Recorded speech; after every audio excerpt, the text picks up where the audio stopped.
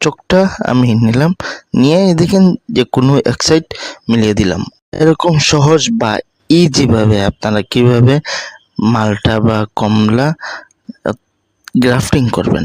বন্ধুরা সম্পূর্ণ ভিডিও দেখলে আপনারা নিজেরাই কলম যে কোনো গাছে একই ধরনের একই স্টাইলে আপনারা করে নিতে পারেন। এই কলমগুলো আপনারা নিজেরাই আপনাদের কাছে নিতে পারেন, দেখে করে নিতে পারেন। আর এরকম ভিডিও পেতে আমার চ্যানেলটা সাবস্ক্রাইব করতে ভুলবেন না, ফেসবুক পেজটা ফলো করতে ভুলবেন না।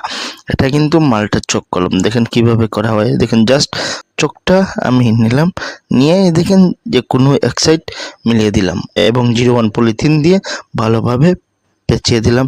আর এই বান্ধনটা হলো কি কলমের ক্ষেত্রে আসল।